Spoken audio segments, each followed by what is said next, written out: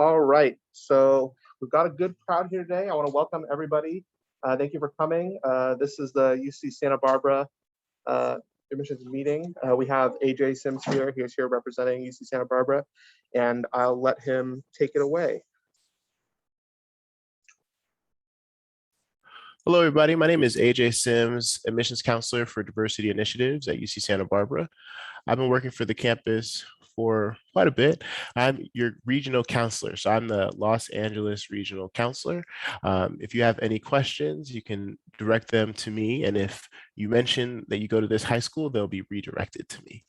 So I really appreciate y'all joining me during your lunch period to learn more about our campus. In this presentation, we're going to be talking about the majors we have available, the resources and student life that you have awaiting you at UCSB, and then talking about the admissions process that's going to relate to any of the 9 campuses that you might be applying to. And so let's go ahead and get started. All right. So UCSB is one of 9 campuses, again, that you can apply to as an undergraduate student. We are the middle child of the UC system based off of where we are located, along with the number of students that we have on campus. About 26,000 students attend the UCSB. Important thing to know about our system is that we have a variety of locations, as you can see on the map. We have about 200 majors within the system, and then different fields and campus communities. And so I'm hoping to talk to you all a little bit more about that. And what I want to talk just really briefly on when it comes to the application is that if you are applying to one of us, you are sending in the same information to all of us, right? And so just really quickly about our application timeline. The application is open. It's open in August, and November 1st through the 30th is when you'll actually be able to press that submit button, right? There is no benefit in pressing on the 1st. There is no disadvantage in submitting on the 30th. And for each campus, it's going to be $70 per campus. There are fee waivers available to students through the About Me section. You fill out the family income and family size, and you could potentially pay for 4 UCs for free. And then that first additional, so that 5th UC will be $70. All right, so just want to get that part out of the way before we start talking about the academics and the opportunities available here at UCSB. Again, we are a research university, so you'll have opportunities to research marine science in our Marine Science Institute. We have the Kavli Institute for Theoretical Physics, the Kogel Autism Center, just to name some of the centers you can take part in any of these 3 majors that, 3 colleges that I'll talk about next. So here we have the College of Letters and Science. It's our liberal arts platform. In this college, your major requirements, your electives, as well as your general ed courses are going to be split up equally. Students can change their major 3 to 4 times before graduating, still graduate within 4 years. And you'll see there, it says we do not admit by major. So some of the majors we do have on campus would be our 10 different biology majors. We have political science, history of public policy, global studies, Chicano studies, Black studies, Asian American studies. We have programs for students looking at feminist studies. There's actuarial science, economics, and accounting. So there's a real range in the College of Letters and Science. I have 5 different interns. I don't think any of them share the same major. So it's really great to be able to learn and grow within this community. And the nice thing about coming to a liberal arts school is that it's relatively simple to have a minor or 2. I know when I left, I had a major, a minor, and then I was 1 class away from a minor in another school, but I just didn't think about it, right? So you just learn what you want to learn here, right? Next, we have the College of Engineering. In this college, these majors are considered selective.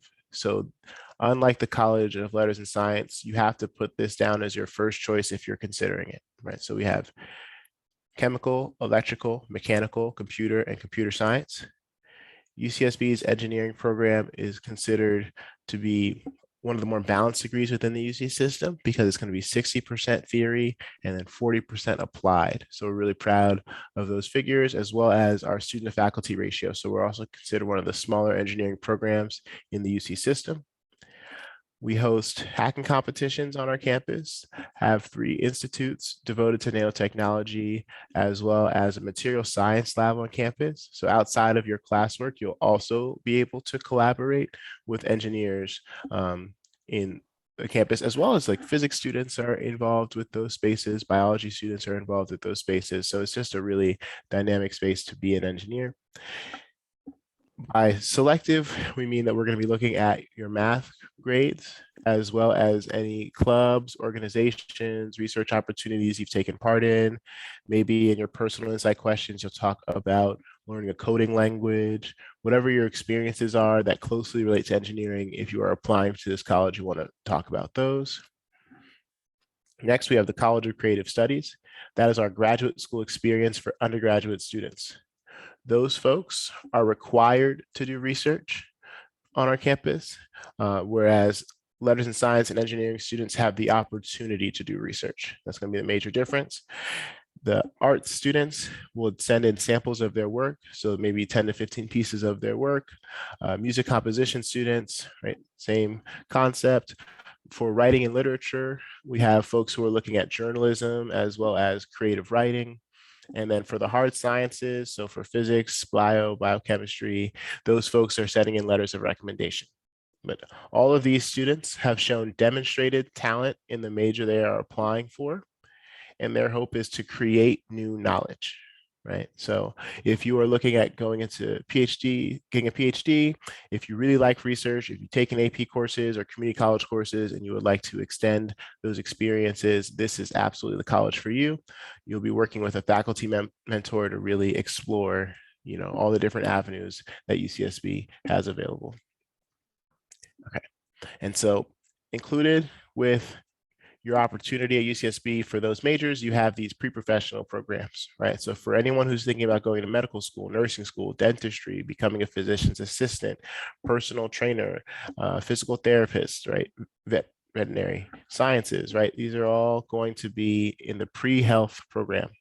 You can take any major you'd like in the College of Letters and Science, Engineering, or Creative Studies and join this program. You can join the program as early as your freshman year.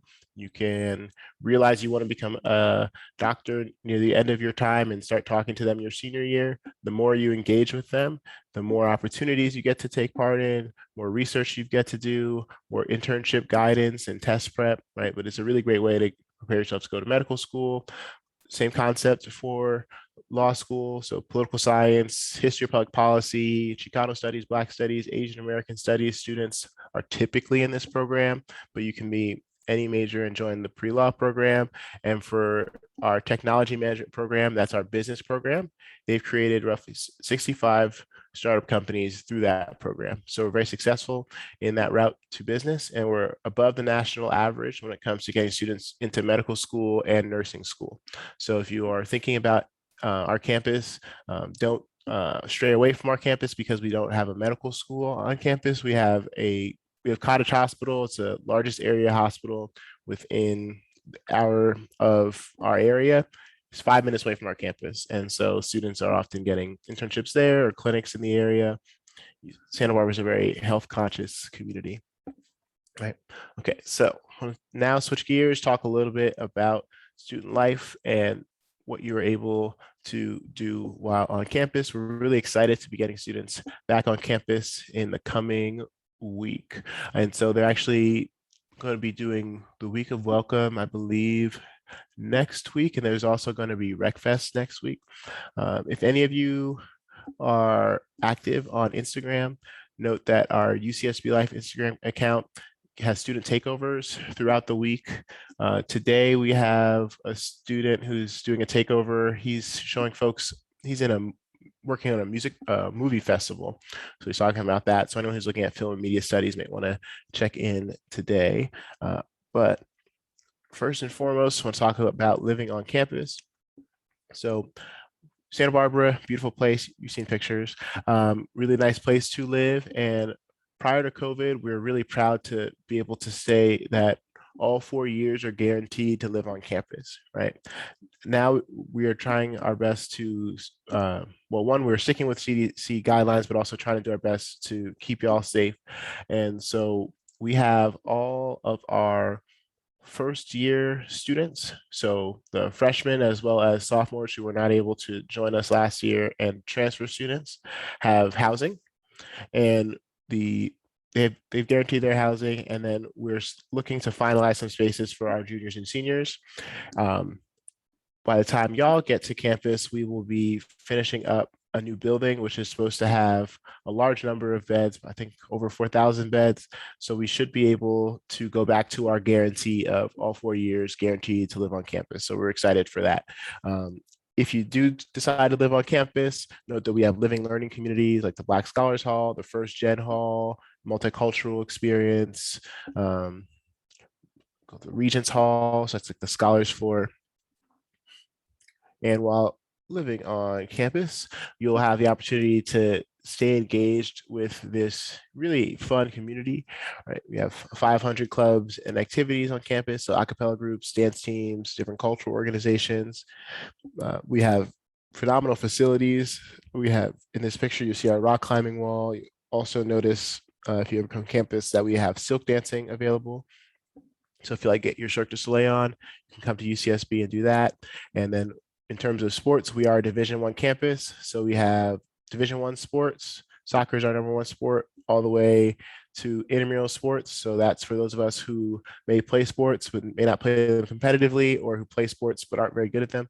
I played intramural flag football in college. We lost every game I was a part of, but made a lot of friends, right? And so if that's your experience in sports, if you want to try inner tube water polo, because you're not that strong a swimmer, we have that, right? So enjoy the different activities and experiences you can have on campus, while also looking at the different support systems to make sure you're academically strong and prepared to go into grad school or into your career. So if anyone is here as a first gen college student, we have great supports through our EOP program. So it's going to be educational opportunity programs, academic supports, financial supports, as well as cultural supports. So the cultural supports would be in the way of our resource centers. So you have the African Diasporic Resource Center, Chicano Latino Resource Center, Asian American Resource Center, American Indian Resource Center, and then the Middle Eastern Resource Center. Those are cultural libraries hosting different events. As I mentioned, there's the UCSB Life Instagram account. All of those resource centers have their own separate Instagram account, trying to show you all the different things we have available for you all there. And once you've checked off all those boxes of what you need in college at UCSB, you can think about the study abroad programs, over 300 programs in 40 countries. And 50 of those programs are actually cheaper than being on campus. So you could save money by leaving us, right? So in the interest of time, I want to make sure I talk about the admissions process and then see if y'all have any questions, right? So here's some updates from last year. If your school transitioned to pass no pass grades in between spring 2020 to summer 2021, for any of your A through G courses, those are going to be approved as a part of your review.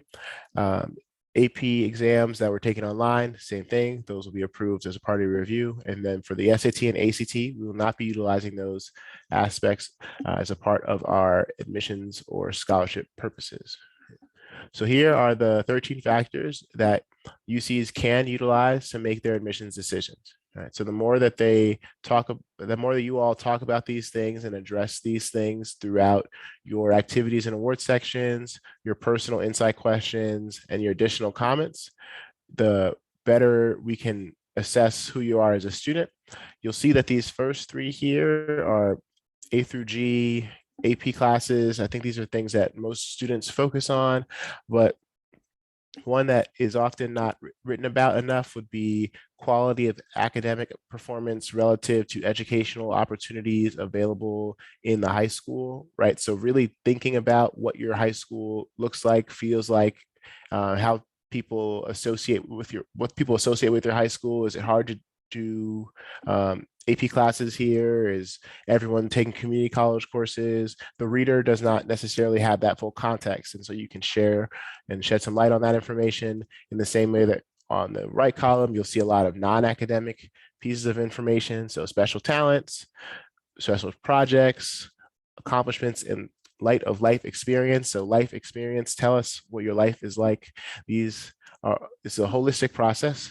We're trying to learn about you and all those different factors, so your activities and award sections, personal insight questions, and then personal context would be those additional comments section. I feel that most times when people work on their application, they're working first on their personal insight questions. You really want to start with your activities and award sections. It's a great place to jump off of. And then just as a reminder, I'm sure some of you have started these already. For your personal insight questions, you'll pick 4 of these 8. These questions are not ranked. You pick the ones that you feel are best suited for you. And think of them as 4 distinct themes rather than trying to make them essays or stories. Talk about a specific theme about your life, or a skill or a challenge, or talking about how you've bettered your community in some way. Right? These are meant to be 350 words or less. We try to tell folks to aim between 250 and 350. Here are some more general tips about the application. Again, this is not an essay. This is also not meant to feel as if it's a story that we are watching and seeing this experience happen with you, right? We want to learn about how you may have grown through an obstacle, how you may have taken ownership of specific opportunities. If you are going to write your personal insight questions, try to write them like 500 words, maybe keep all of this information in there and then cut back. Right? It's always easier to start with 500 and cut back than to go with your first 350, because this is a hard process. You are talking about yourself and thinking about your experiences in a new way, but it's not meant to be the visuals, right? So what did you learn? How did it shape you? What new opportunities did you try out because of the experiences that you had? And what does this say about your route to the university? Right. And then the additional comments section is a space where you can talk in detail about information that would not be shown in your school profile, right? So we know how many AP classes are at your high school, but like what else we need to know about your high school? What types of students go there? What type of student are you? And then non-academic to anything else. So here's some quick examples for you. And I know that this is a quick lunch presentation, and so if you would like to see more information about how we are reviewing your applications and some more tips on the personal insight questions, you can check out these resources. So the UCSB for Me YouTube channel has an application playlist that goes tab by tab through the application, so you won't have to worry about any missteps. You can also check out the UCOP, so UC Office of the President. They have their own videos, same information, different voice, but it's nice to hear both sides, right? I had already mentioned the UCSB Life Instagram account, but if anyone would like to check out the UCSB admissions account, that is going to have tips as well as resources about information about resources that we have on the campus for you. So I'm going to leave up my email here and then see if there are any questions that y'all have for me. But thanks again for sticking around for lunch. I really appreciate it. All right. Thank you so much, AJ, for coming in. So we'll move. We have a few minutes left before lunch ends, so we can go into questions if anybody has them. Okay. Question already. If you want, you can come and speak directly. So you said that you guys aren't considering SAT and ACT scores. So can we still send them in or no? Or like, or it won't do anything? You can, if you send them in, we won't look at them as a part of your admissions or for your scholarships. So sometimes students need them to get out of a requirement at UCSB, or they can. So that would be a reason to send them in, but otherwise there's really no need. Okay. And then also, what's like the average like GPA of Sure. for people who got Yeah. So it was a 4.1. weighted? Yeah, it was 4.1 weighted, but there are students with, 3.5s who are admitted, because again, the So 3.5 like weighted? Or right. Mhm. okay. Right. Yeah. Mhm. Also, Because it's this information is really important. Like the quality of academic performance relative to opportunities at your school. Like some schools have a ton of AP classes, and so it's easier for a lot of people there to get 4.4s. Maybe there are other schools where they don't have a ton of AP classes, or not everyone takes AP classes, and so at that high school, it's totally reasonable for someone for the highest grade at that high school to be a 3.5, or alternatively for the person at the school where people get a lot of good grades to just not care about any of this stuff. I feel like a lot of people don't pay attention to the right column at all and don't really talk about their special talents in the right way. There's some, I often feel like there, not often, I feel like on occasion there are people with higher GPAs who won't talk about the right information, right? And to their own detriment, right? They have a good GPA, but they messed up with the information. Sometimes people with lower GPAs will really fight because it's their dream school, right? It's my dream school, so I'm gonna really fight for it. And then they ask all these different people for advice and help, and those people give them incredible advice and they get admitted. So um, I always tell people that if they need help with their insight questions, they can send them to me. So if you want to send it to me, we can start there. All right, thank you. Excellent questions. Does anybody else have any questions? Any additional questions to ask? Anybody? Be shy. And you're all seniors, right? I'm a junior. Oh, you're a junior? Cool. Nice. Oh, so you have time. So what I would say for you is um you're gonna want to download these obviously because they're so small, but the personal insight questions, um, look at them and see which of them you could like realistically pretty much write.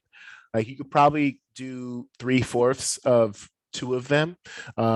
And so what's that thing you could do this year to do that last fourth of that question? Or what's one thing you could do this year so you can fully answer one of these questions, right? And that way you're more prepared, right? So if you don't feel like you've overcome a significant challenge next semester, challenge yourself. Or if you feel like you haven't tried a significant educational opportunity, think about a career you want and see if there's like a online class you could take or something, or a summer thing you can do, and then you can say, I really wanted to do this in my junior year, I did it, so Also, another question.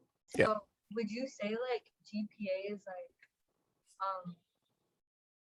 like the most important, or like I, the most important thing that you guys look at? I think I think this I think that these questions have the most chance of influencing something changing, if that makes sense. I don't think so. Like if the GPA is a 3.5 or a 4.1, this could make it that 3.5. Wow, you withstood that, and you have a 3.5, or you have a 3.5. Well, you couldn't have done all the stuff you were trying to do and have a 4.0. And then for a 4.1 student, it's like, who is this? What are you talking about? Like, why are you talking about this person? I like you said without this group, I'd be nothing. So who are you? Like, why are we admitting you? You talked about your parent the entire PIQ. Why should we admit you? So just don't be that second version, because that sucks, right? Because like you tried really hard, you thought you wrote the right thing, and it's just like, no, it's like that wasn't it.